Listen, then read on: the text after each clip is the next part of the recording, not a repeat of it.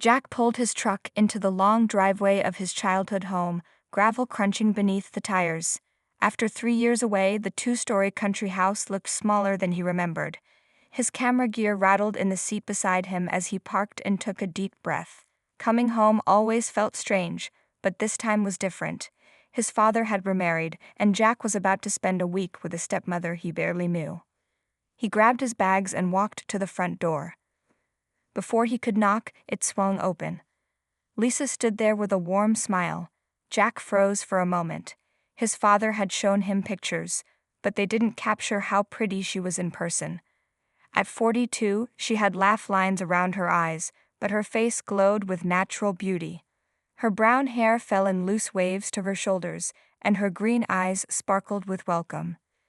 "Jack, finally we meet properly," she said, stepping forward to hug him. Jack awkwardly returned the embrace, very aware of her soft curves pressing against him. She smelled like vanilla and something wild, maybe the hiking trails she loved so much. "Nice to meet you too, Lisa. Dad talks about you all the time," he said, pulling away quickly. "Come in, I made lunch and your room is all ready." She led him into the house. Jack followed her, trying not to notice how her jeans hugged her hips. This was his father's wife, he reminded himself. The fact that she was only 14 years older than his 28 years made things weird, but he needed to be respectful. The inside of the house looked different. His mother's old furniture was gone, replaced with comfortable modern pieces. Large nature photographs hung on the walls, and hiking boots sat by the door. "I hope you don't mind the changes," Lisa said, catching his look. "Your dad said it was time for something new." "It looks good," Jack said, meaning it. "Those are nice photos." Lisa beamed. "I took most of them. Your dad said you're a professional photographer too. Wildlife, right?" Jack nodded. "Been traveling the world chasing animals with my camera for the last few years." "I'd love to see your work sometime." Her eyes lingered on him with genuine interest. Over lunch, Jack waited for his father to join them. Lisa set down her fork and looked at him with an apologetic expression. "I should have told you right away. Your dad got called to Chicago for an emergency project yesterday. He'll be gone the whole week." Jack nearly choked on his sandwich. "The whole week? So it's just us," Lisa finished, a slight blush touching her cheeks. "I know it's not what you expected for your homecoming. He feels terrible about it." Jack took a long drink of water. "A whole week alone with his attractive stepmother. Great. We don't have to stay here the whole time," Lisa continued, clearly trying to ease the tension. "I know all the best trails in the area. Your dad says you used to love hiking these woods." "I did," Jack admitted. "Still do when I get the chance." Later that evening, they sat on the back porch watching the sun set over the forest that bordered the property. Jack had a beer in his hand and Lisa sipped red wine. "So," she said, breaking the comfortable silence, "your dad tells me you're between relationships." Jack raised an eyebrow. "He talks about my love life." Lisa laughed, the sound warm in the cooling air. "He worries about you being lonely on your travels." "I meet people," Jack said with a shrug. "Nothing serious lately. Hard to settle down when I'm never in one place for long." He hesitated, then added, "What about you? How did you and Dad meet?" Lisa turned her wine glass in her hands. "At a work function. I was designing the landscape for his company's new building. We just connected." Something flickered across her face that Jack couldn't read. As darkness fell, fireflies began to dance at the edge of the woods.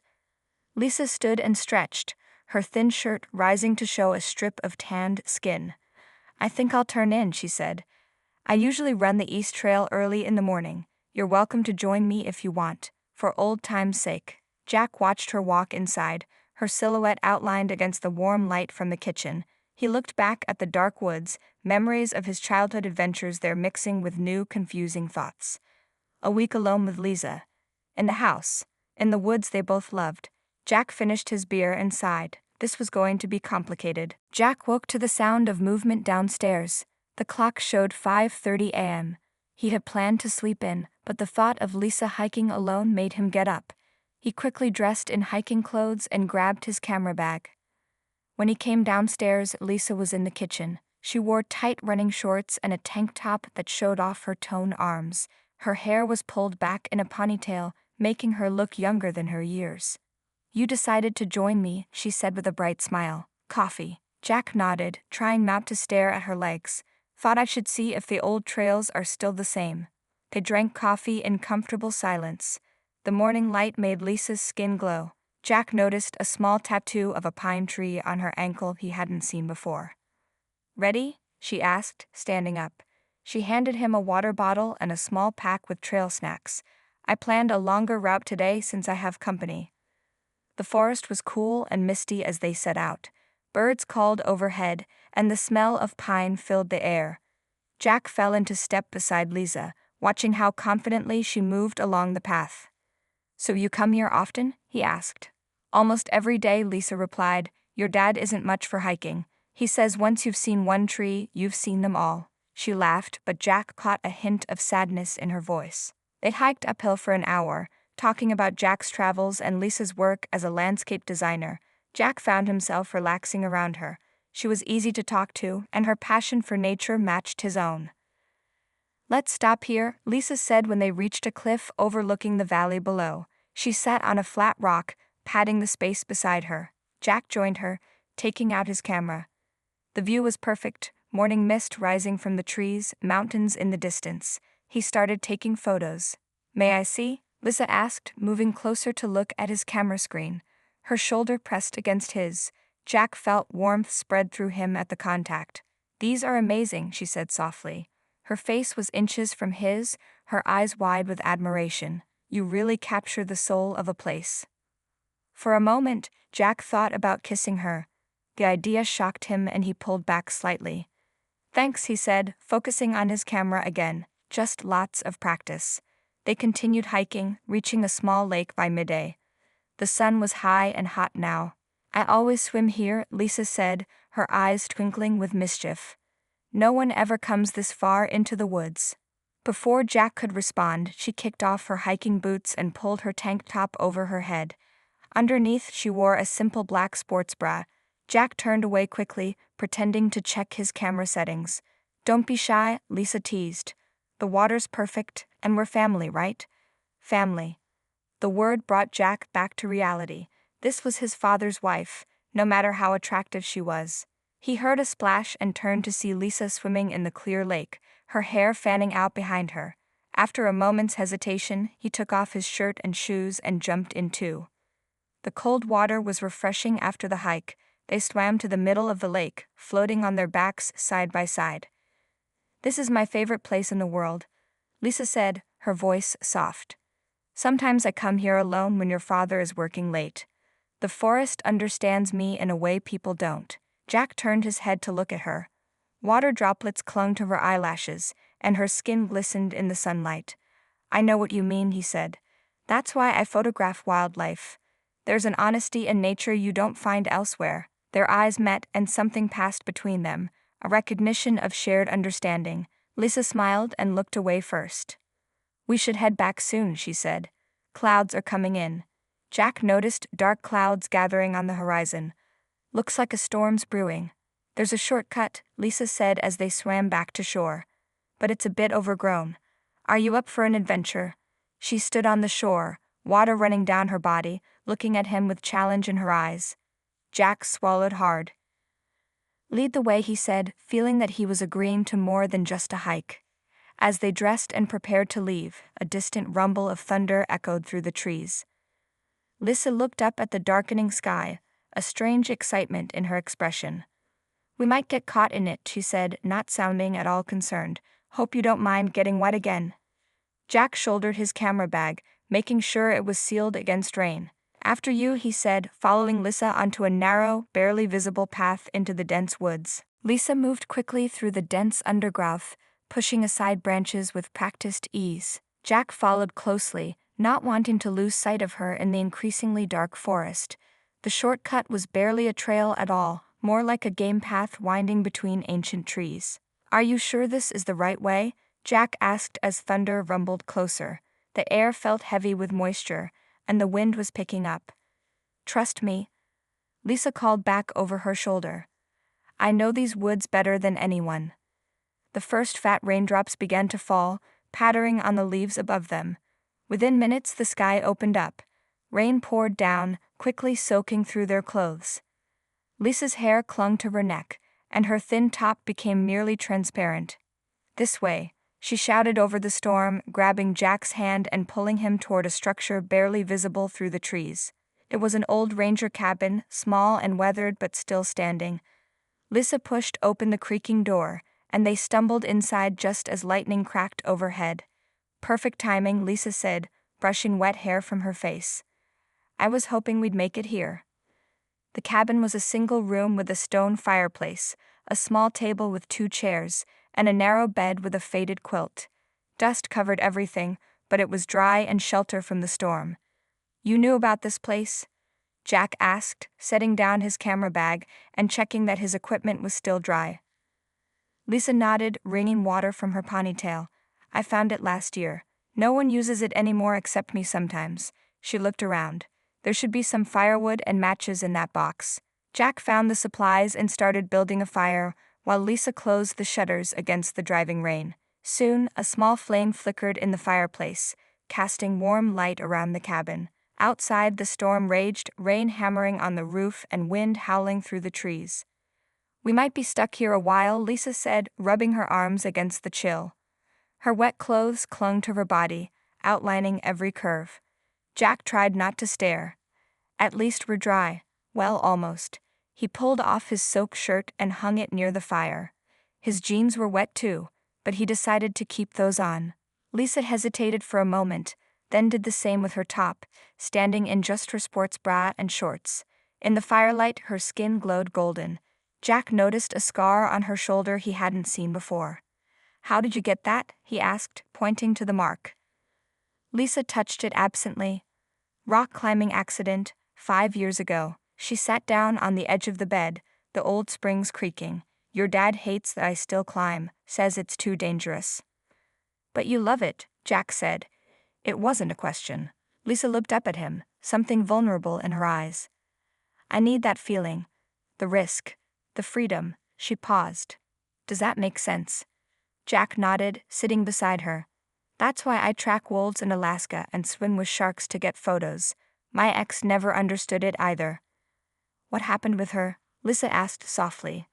"She wanted me to take a desk job at a magazine. Regular hours, regular life." Jack shrugged. "I tried for 6 months. Felt like I was dying inside." Lisa's hand found his in the dim light. "I understand that. Perfectly." Their eyes met, and Jack felt something shift between them. The cabin suddenly seemed much smaller, the space between them charged with unspoken feelings. Thunder crashed directly overhead, making them both jump. Lisa laughed nervously, pulling her hand away. "Tell me about your favorite place you photographed," she said, moving to throw another log on the fire. Jack watched the firelight dance across her back as she knelt by the hearth. "Antarctica," he said after a moment. "The isolation. The ice. It's like being on another planet." "I've always wanted to go there," Lisa said, turning back to him. "Your dad prefers beach resorts. Hawaii. Florida." She sighed. "Sometimes I wonder." "What?" Jack prompted when she didn't continue. Lisa shook her head. "Nothing. Just thinking out loud." She sat down in one of the chairs, pulling her knees up to her chest. "How long will you stay? After this week, I mean." "I was planning to leave next Monday. I have an assignment in Montana." "Oh." Was there disappointment in her voice? "Taking pictures of what?" "Wolf packs. There's a special one with an unusual alpha female." Jack leaned forward. "You could come sometime. I mean, if Dad wanted to." Lisa's smile was sad.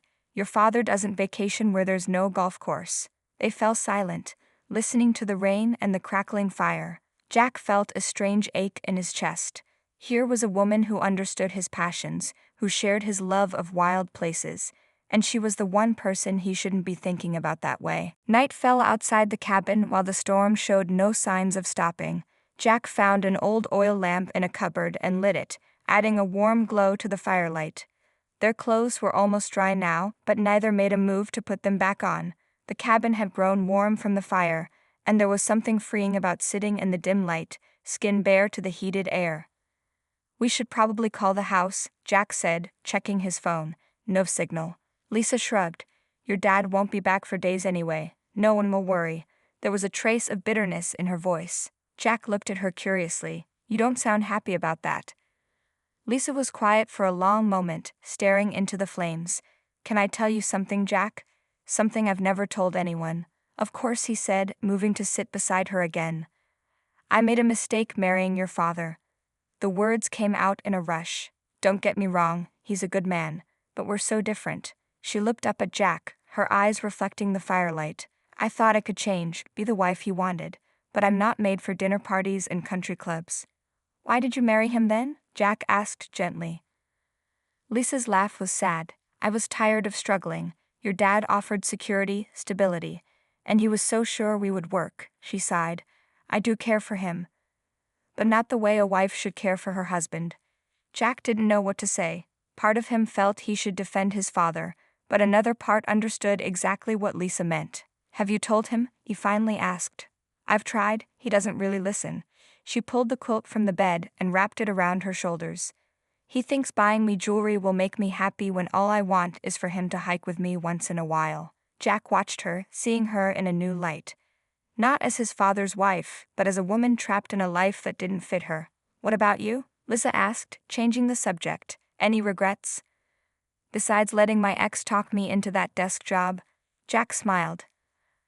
I regret not coming home more often. I missed this place. His eyes met hers, and I regret not meeting you sooner. The words hung in the air between them. Lisa's breath caught slightly. Jack. I know, he said quickly. I shouldn't have said that. No, Lisa said, her voice barely above a whisper. I'm glad you did. She moved closer to him on the bed, the quilt slipping from one shoulder. Jack could smell her skin. Rain and woods and something uniquely her. Tell me about your photography, she said, her voice soft. Show me some of your favorite shots. Grateful for the distraction, Jack reached for his camera bag. They sat with their shoulders touching as he showed her photos from his travels. Whales breaching in Alaska, tigers in India, storm clouds gathering over the Serengeti. This is what I love, he said as she looked through them, capturing moments most people never see. They're beautiful, Lisa said. Her fingers brushed his as she touched the camera screen. You see the world the way I do. Like it's full of magic if you just look closely enough. Their faces were inches apart. Jack could feel her warm breath on his cheek. For a moment, neither moved. Then Lisa leaned forward and kissed him softly on the lips. It was gentle, hesitant, a question more than a demand. Jack knew he should pull away. This was wrong for so many reasons, but instead he found himself kissing her back, his hand moving to the nape of her neck. The kiss deepened, years of loneliness and understanding flowing between them. Lisa's hand rested on his bare chest, feeling his heartbeat. The quilt fell away from her shoulders. Suddenly, Jack pulled back. We can't, he said, though every part of him wanted to continue. You're married to my father. Lisa's eyes were dark with emotion. I know, she whispered. I'm sorry. I shouldn't have done that. She stood and walked to the window, pushing open the shutters. The rain had stopped, though water still dripped from the trees. The storm's passing, she said, her back to him. We should be able to head back in the morning. Jack watched her silhouette against the night sky, feeling torn between desire and duty. Lisa, Don't, she said, turning to face him. Please don't say anything else tonight. Let's just be here. In this moment. She came back to the bed and sat beside him again, careful to keep space between them now. Tell me more about Antarctica, she said. What was it like to be somewhere so untouched? So Jack talked, describing the ice and the silence and the penguins that waddled fearlessly up to him. Lisa listened, her eyes never leaving his face, as though memorizing him. Outside, the moon broke through the clouds, sending silver light through the window to mix with the gold of the fire. Morning light filtered through the cabin windows as Jack woke. For a moment he was confused about where he was. Then he felt Lisa's warmth beside him. They had fallen asleep talking, her head eventually resting on his shoulder. Now she was curled against him, her breathing soft and even. Jack watched her sleep, noticing how peaceful she looked. Without the tension she usually carried, she seemed younger, more vulnerable. He carefully moved away, not wanting to wake her.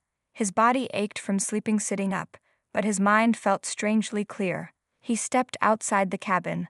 The forest was fresh after the storm, droplets of water making the leaves sparkle in the early sun. Birds called to each other, and somewhere nearby a stream bubbled louder than before, swollen with rain. When he returned inside, Lisa was awake, stretching her arms above her head. "Morning," she said, a hint of shyness in her voice. Last night's kiss hung between them, unspoken but impossible to forget. "The path should be clear enough to head back," Jack said, focusing on practical things. "We could be home in a couple of hours." Lisa nodded, looking down at her hands. "Jack, about last night." "We don't have to talk about it," he said quickly. "But I want to." She stood and walked to him, stopping just out of reach. "I'm not sorry for kissing you. I should be, but I'm not." Her eyes held his. "Being with you these past couple of days has shown me what I've been missing. Someone who understands me." Jack swallowed hard. "Lisa, you're married. To my father." "I know." She turned away. "And I made vows I should keep. But being out here, with you," she gestured to the forest outside. "For the first time in years I feel alive again." Jack wanted to touch her, to pull her into his arms, but he kept his distance. "We should get back," he said, his voice rougher than he intended. They dressed in silence, their clothes now dry but wrinkled. Lisa tied her hair back, and Jack gathered his camera equipment. There was a new tension between them, charged with unspoken feelings. The hike back was beautiful, the forest renewed by the rain. Every so often their hands would brush as they walked side by side, and each time Jack felt electricity run through him. At a clearing overlooking the valley, Lisa stopped. "Wait," she said, "let's not go back just yet."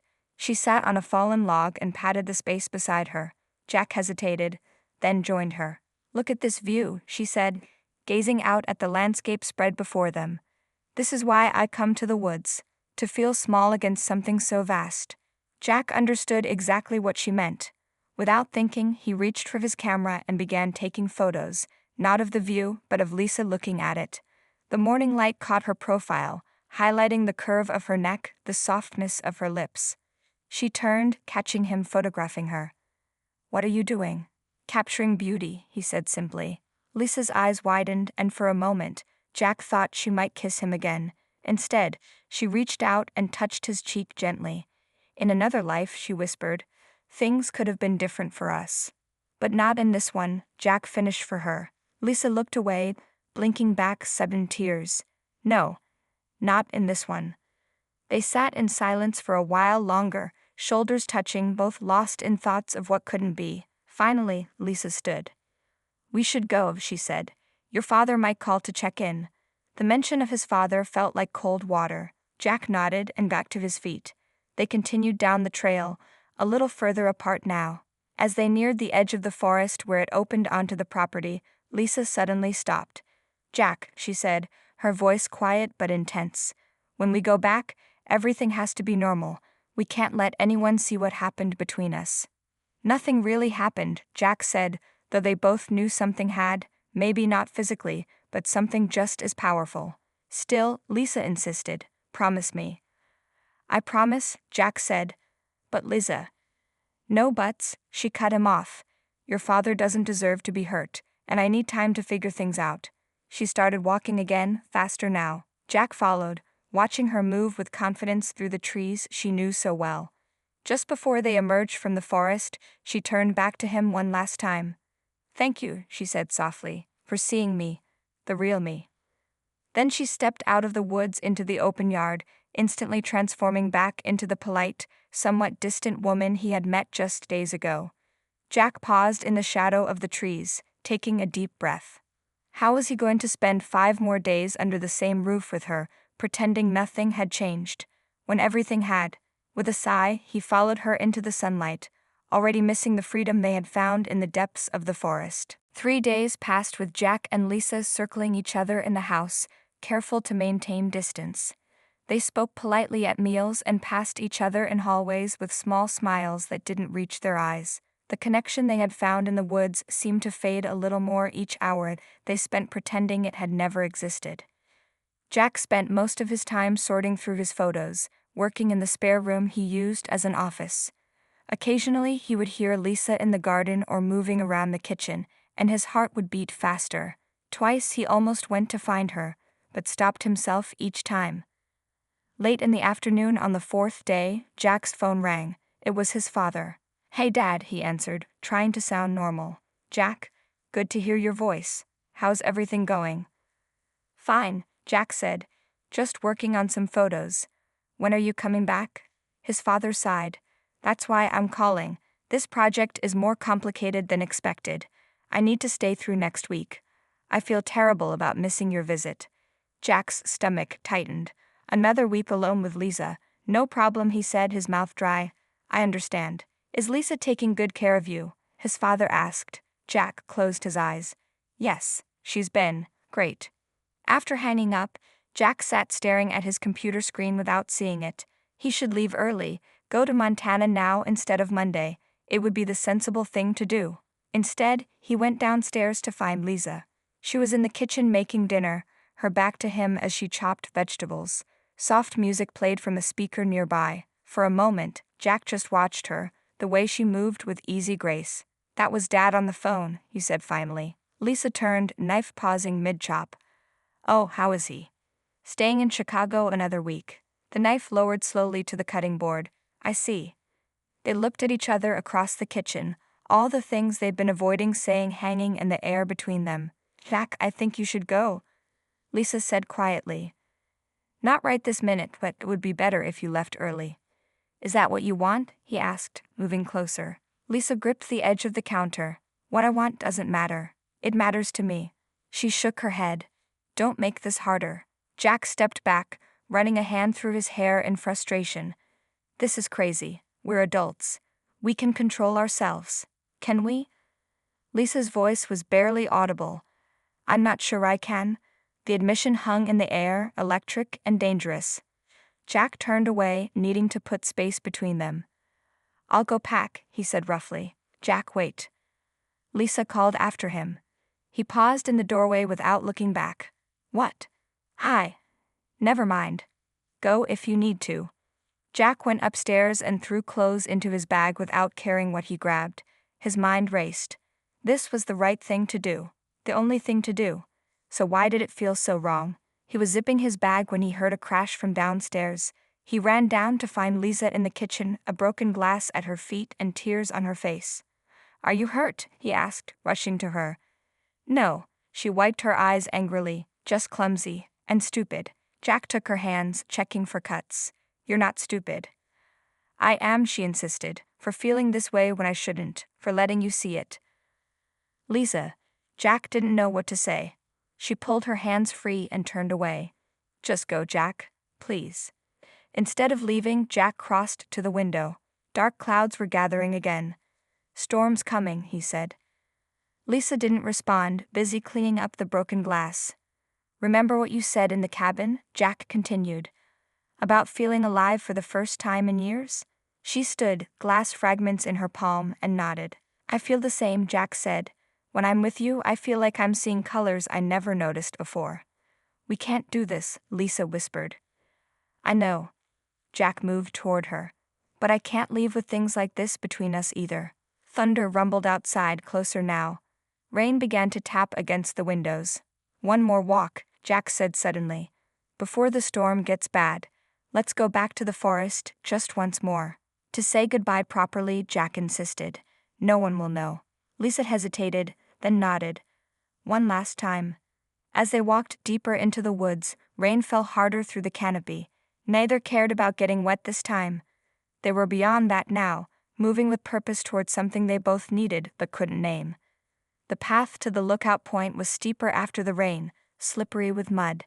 Jack reached for Lisa's hand to help her up a difficult section. Once their fingers touched, neither let go. They reached the lookout point as the storm gathered strength. Wind whipped through the trees and lightning flashed in the distance. Neither Jack nor Lisa seemed to notice or care.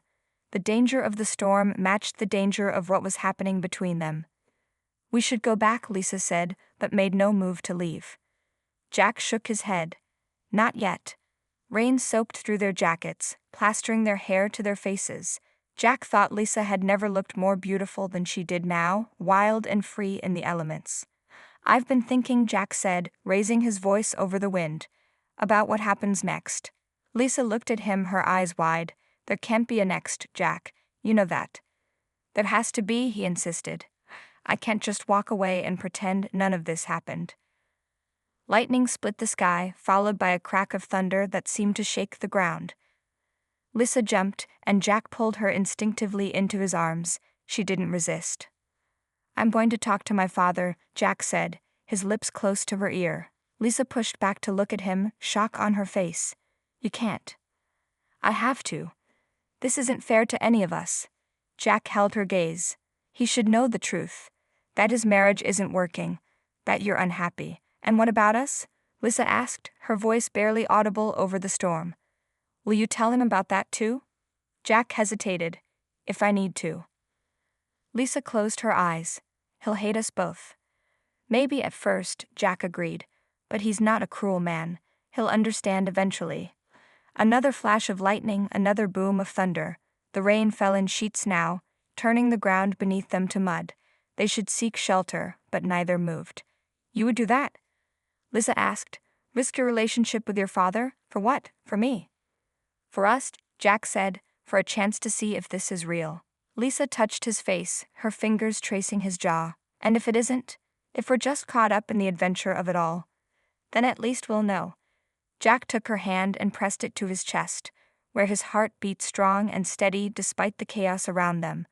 But I don't think that's what this is. Lisa looked out at the valley below, now barely visible through the rain. I've spent 2 years trying to be someone I'm not, she said, trying to fit into a life that was never meant for me. She turned back to Jack. I'm tired of pretending. The words hung between them for a heartbeat. Then Lisa leaned forward and kissed him. Unlike their first kiss in the cabin, this one held nothing back. Jack pulled her closer, his hands tangling in her wet hair as the storm raged around them. When they finally broke apart, both breathing hard, a strange calm seemed to settle over them, despite the continuing storm. We should go back, Jack said softly. Talk about this somewhere dry. Lisa nodded, but as they turned to head down the trail, she froze. Jack followed her gaze and felt his stomach drop. His father stood at the edge of the clearing, rain dripping from his coat, his face a mask of shock and hurt. Dad, Jack managed, you're back early.